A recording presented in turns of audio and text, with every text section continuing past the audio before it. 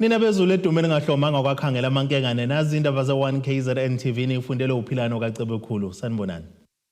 Iseyithebeni emeya seKingcetshwayo kuxwayiswa ngembungazo yabafundi kanti badedelwe esibhedlela abafundi eMtubatuba. Sanemukelene nebendloveni amandla kwiindaba zethu ze-1KZNTV. Iqembu le-I-Ifp lithi uzoziphothula maduzane nje ingxoxo ngegama lomuntu ozovala isikhala sikameya kumasipala wesifunda eKingcetshwayo inyakatho lesifundazwe esavule kade ke kuhamba uThamsanqa Ntuli osengundunankulu wesifundazwe. Leli iqembu lisho lokhu liphendula ngodaba olushicilelwe ngempela sonto kwelinye lamaphephandaba esiNgisi beliqagula ukuthi isikhala sikaNtuli ngasivaliwe ngoba nakho sengaphindela emuva uma ngabe uhulumeni obambiswano uba nenkinga. Ephawula umengameli waleli qembu ngodaba lalo masipala uthi uNtuli ngeke sabuyela kulesi sifunda kodwa uzophatha isifundazwe kuze kuphele iminyaka emihlanu. We saw the headlines on the weekend Sunday Times in relation to Cetshwayo district municipality. I must assure the public that there is no comeback to Cetshwayo of uBabuNtuli. BabuNtuli left Cetshwayo. He is the Premier of KwaZulu-Natal. Is going to lead the province for the next 5 years as per elections on 29 May. Uhlabisa uthi kuseduze baphothula izinhlelo zoqoqo zoba ngumeya kubona lo masipala. The I-Ifp has Ubabu Dlamini, Councillor Dlamini, who is a deputy mayor, currently an acting mayor. So there is no challenge in terms of the functionality of government. We are following a due process of appointing a mayor, and the process is towards completion now. Ephetha uthi basagculisekile ngomsebenzi kaKhansela Dlamini obambe kwesikameya. What is giving us peace is that the deputy mayor, who is the acting mayor Ubabu Dlamini, is on the ground. We follow him on various social media platforms, on the KCD media platform. He is continuing the good work which was done by the Honorable Premier Ntuli as he left clean audit. Ongokhansela we-ANC kulo masipala uMpumemthiyane uthi maduze bazobhalela usomlomo ngalolu daba longabikho kameya osekuphela izinyanga ezine.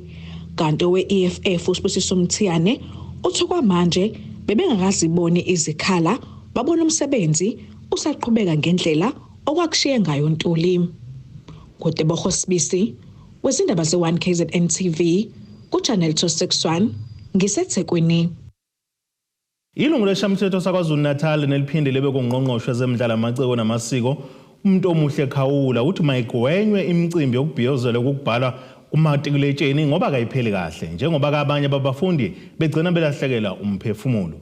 Ekhuluma neziko lezendawo Khawula ukuthi abazali nothisha kumele na kanjani babe ingxenye lemicimbi uma ngabe yenzeka. Yazi ukuthi izingane zethu ukuhlala edeskini iminyaka eyi12 esikoleni sika formal education also manje sekudeke nonyaka lo owodwa emibili waka grade R kuba iminyaka cishe ba 14 kuyisikhathi eside kabi usesikoleni ngakho kuba khona le excitement ukuthi manje sengifika kwiclass lokugcina sengibhali exam yokugcina kodwa le excitement nale njabulo kufanele siyiguide nayo ingabe seyiba yishwa ngokuthi senze izinto ezizosifaka enkingeni ngakho siyaziyala ingane zethu ukuthi le micimbi opens down akube imicimbi mayiba khona ehlelekile iseyikoleni nabantu abadala phakathi nothisha phakathi zingatholakali ingane ziwuvanzi emabhishi, zingatholakali ingane ziwuvanzi emaphathini.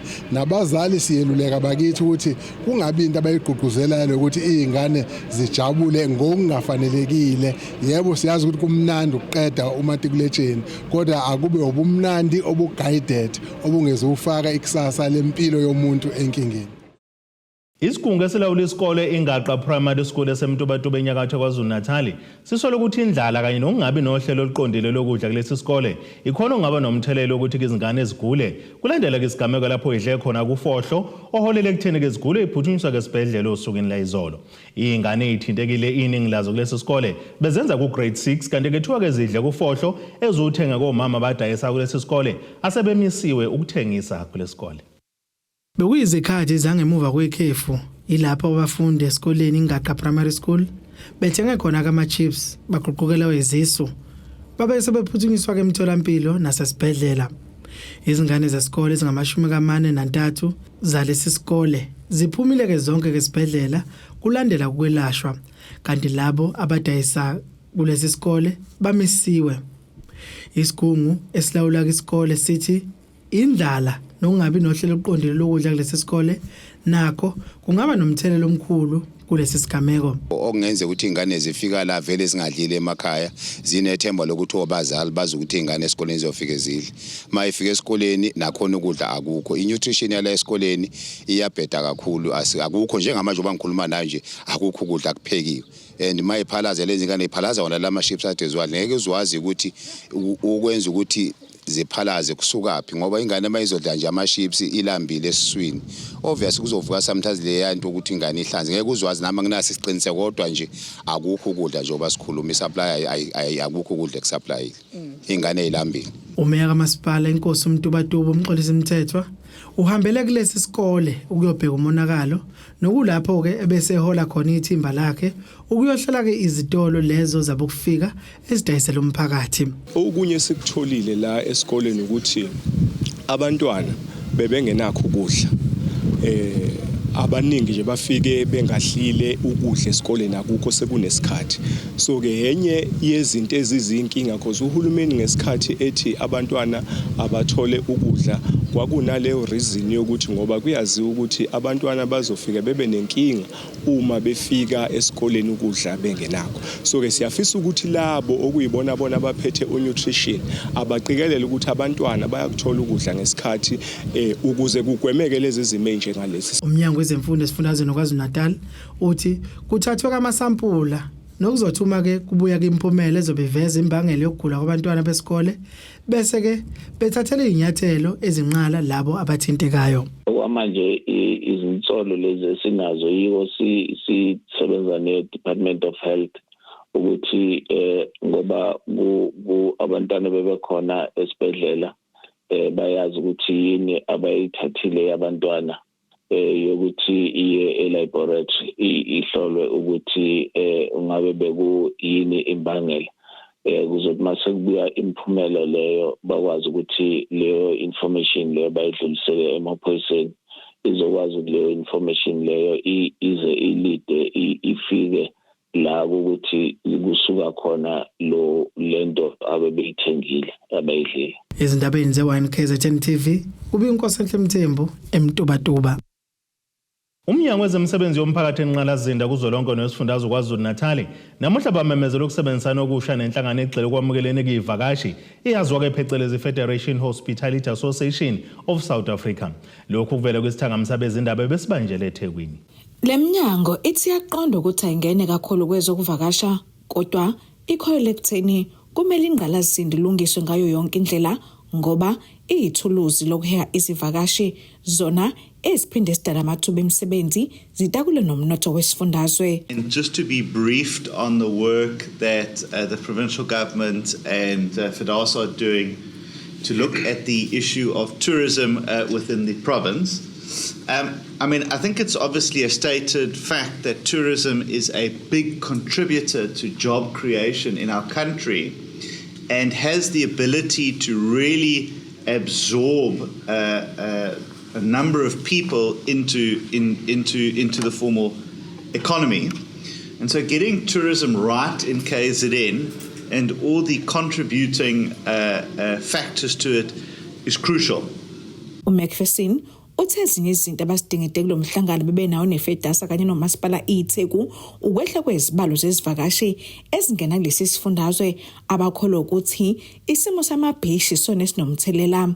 Uthi ukusebenzisana nayo le nhlangano kuzophinde kugxile kakhulu ekulungiseni lezo zimo bebambisene neTheku. And I think that what was painted to us this morning is obviously concerning, the decline in tourism numbers that have been seen, the bookings that are down year on year, and there's a number of factors that contribute to that. Obviously, the one being around the state of beaches and the lack of clarity that maybe is made publicly available, issues around sort of safety, and we wanted to contemplate around how we deal with that. Idolobha iTheku yilona elithenjiwe ngokuheha izivakashi, ngakho lo mnyango uthi uzokwenza konke okusemandleni ukuxazulula izinselelo ezibhekene nengqalasizinda okubalwa nakabanye omasipala. I have regular meetings with the mayor and discussions via Zoom or whatever the case might be, even if it's half an hour, to see how the Department of Public Works can assist. So even though there's 3 spheres of government, the provincial government is very, very keen to help eThekwini and other municipalities where we can with the expertise that we have. And we will also be setting up our infrastructure advisory body within the next month or 2 that will not only advise us as a provincial government, but will be available to assist the local municipalities as well, where they have issues with skill set to help with these infrastructure challenges.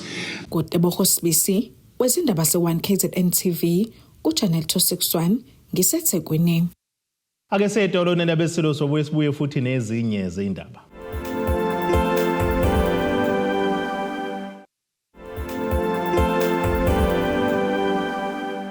Sibonge siphinde sinamukele futhi kwindaba zethu ze-1KZNTV. Nazo ke izona esifolosa ngazo namuhla. Iseyithebeni emeya yaseKingcetshwayo kuxwayiswa ngembungazo yabafundi kanti badedelwe esibhedlela abafundi eMtubatuba. Kuphazamisela ukusebenza kwenkantolo kaMantshi eMgungundlovu kulandela kungabikho kwamanzi nogesi. Abantu bebehambelele enkantolo bebegcwele ngaphandle kwayo nogada bengavumi umuntu ukuba ngene. Elinye icala obekulindwe bake lihlale namuhla kule nkantolo ilele elibhekene nesisebenza ka-I-Ifp, umsawe wenkosi Mningatha osolwa ngokuphula komthetho wezokhetho njengoba iqembu lomkhonto wesizwe party limsolwa ngokuthi ke washaqa amaphepha okuvotisa ngaphandle kokuphekezelwa ngabakasidlodlo. Leli cala lingelinye ke lahle ehlisiwe. Namuhla enkantolo yeMantshi eMgungundlovu bekulindeleke ukuba iMantshi ikhiphe isinqumo mayelana nesicelo sommeli wamsolwa umsawenkosi Mningathi oyisebenzi se-IEC. Lesicelo sokuthi icala lisulwe ngoba bukho ubufakazi obunqala. Nalabo bofakazi abaphenywe ngemibuzo enkantolo bafakaza into echitha icala. Kepha kubangekusenzelwa lokho kulandela ukungabikho kwagesi kanye namanzi ingxenyeni yedolobha eMgungundlovu. Umasipala umsunduzi ukhiphe istatimende wathi izimvula ezinamandla ziwise amaswishi agesi. Kanti ummeli wamsolwa Advocate Ashley Jennings uphawulile ngalokho. We've had, with the rains in Natal, it's affected the electricity and water supply. So there was no electricity or water yesterday at the court and today. So the matter's been adjourned until the 12th of November. Hopefully we won't have rain and disruptions. So unfortunately we can proceed. Abamkhonto wesizwe baveze ukungenami kwabo ngesenzo sokuphazamiseka kwenkantolo. Lento iyasfrustrate kahle siwumkhonto wesizwe. We are very disappointed because leli cala selihlehle from uJune sekuze kuphela unyaka leke lihlehlile, and last time sila ummeli womsolo wafaka ama applications that do not make sense. Wakhuluma ngokuthi asingangene enkantolo sifake regalia of which besivese singakwenzi, but ngenxa yokuthi ufuna ukudelaya vele ijudgment uleke faka ama applications angenasidingo angenasizathu.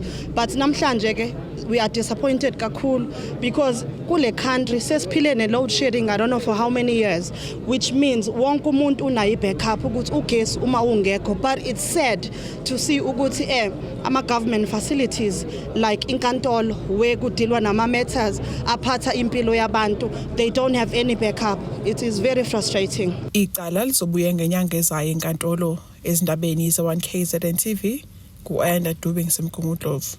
Sinzima-ke isimo somndeni wakambanjwa endwebe high flats esigodini saseThembeni kwad 14 ngaphansi kwamasipala sobuhlebezwe njengoba-ke indlu abahlala kuyona yodaka ingawa noma ngenini. Unomfihlo Mbanjwa oneminyaka engama-91 obudala uthi uhlala nendodakazi yakhe ekhubazekile kule ndlu, kanti uthi abakufisayo ukuthi-ke bangawelwa-ke yindlu belele ebusuku ibabulale njengoba kuney'mvula ey'namandla. Udonsa kanzima umndeni wakwambanje endwebu e-high flats ngaphansi kwamasipala obuhlebezwe kuward 14 ohlala endlini yodaka engawa noma kunini. Isagugu esineminyaka engama-91 obudala sithi sesiyasaba uma kunetha ngoba le ndlu ingase wele kuyena nendodakazi yakhe ekhubazekile engakwazi ukuhamba. Sihleli kabi ngoba sihleli ebhodlweni. Anetha ngiyanetha. Ngishaya uvalo. Ukuthi ngizasha. Ngifisa ngathi ningangakhela. Ngiphume la. Umukhumbula kahle wawubhalisela umxhaso. Ngawubhalisela. Bathini mhlawumbe mabekutshela? Mathi uzafika uma mphela thola la. Umakhelwana abasiza lo mndeni bachaza isimo base bewucelela usizo. Ngiyasiza kambanjwa. Mangifika ekseni ngishintsha umama enapkeni ohlala phansi owashawe stroke.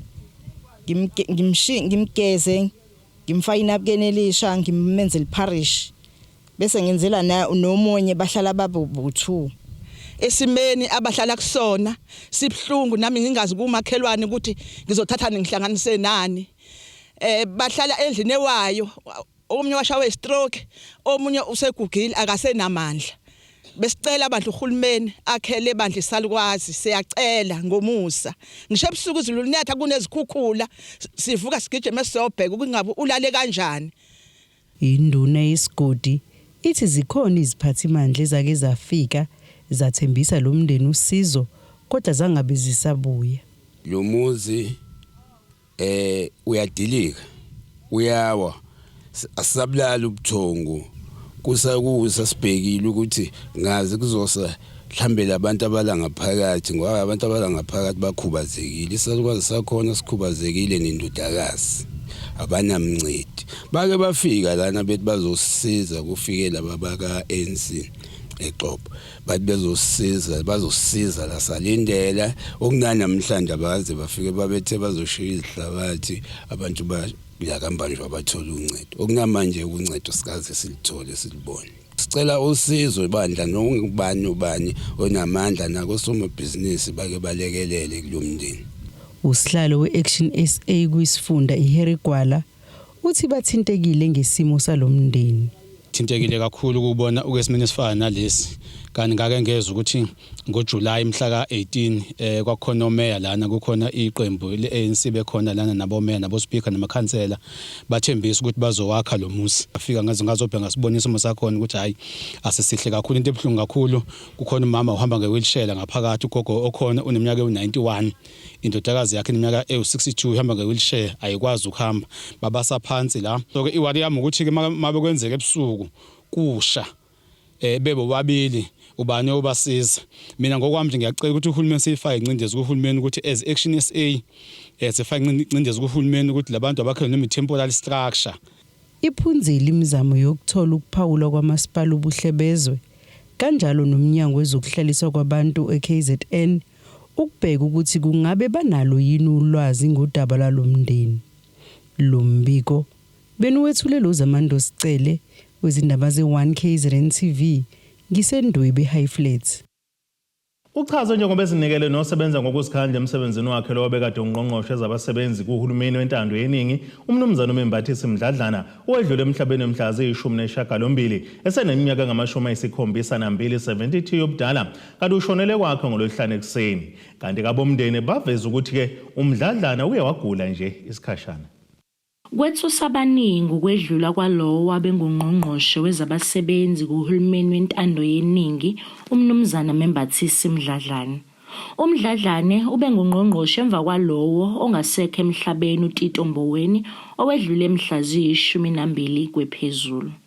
Kanti uMdladlana wazalwa e-Eastern Cape, waba nguthisha ngonyaka ka-1972, waphinda waba ngabanye abasungula inyunyana yothisha kuleli eyaziwa ngeSATU, kanti ube ngumongameli wokuqala kuyo iSATU.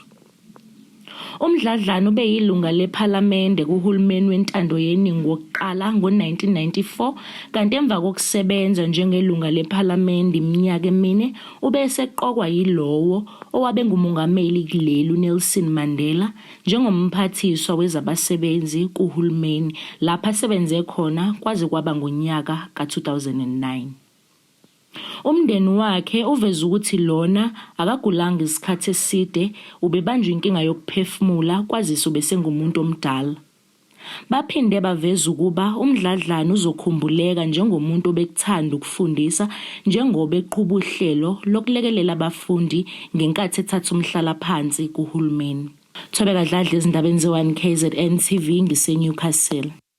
Ake siphinde futhi sithi ishelele itolo nenabesilo siyabuya nezinye zindaba.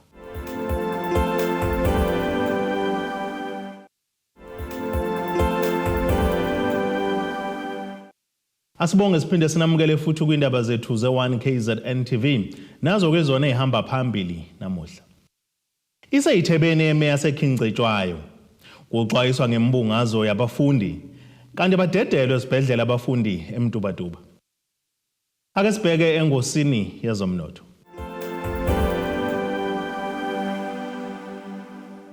Iranda kuleli ngu-17.55 kuyidola laseMelika libe ngu-19 maqhathaniswa ne-euro yase-Europe libe ngu-22.83 kupondo waseBrithani.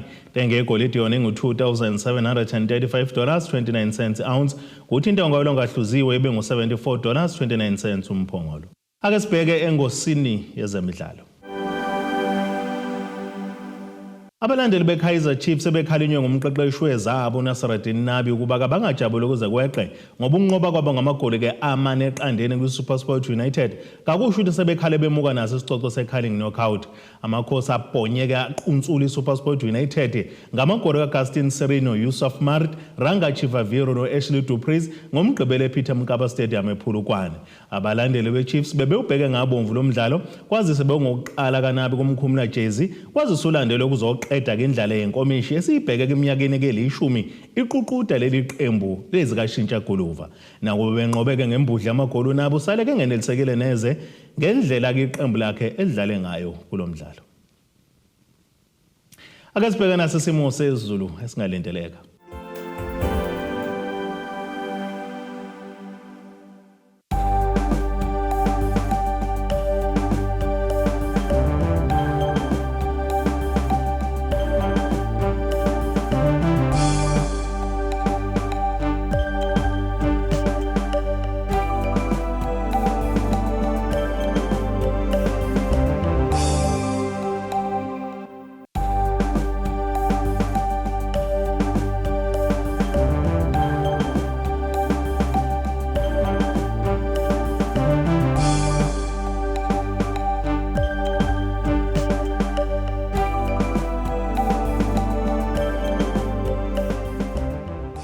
Yena nebakaqambula inkomo zilahlekile zodliwa umdlebe kwasoshangane. Kwamzimba umntwana nethimba lonke le indaba sithe ixabene. Abethuli bethu bezindaba baxhaswe iThulis Bayview Bridal. Ungabashayela kulezi zinombolo ezivelile.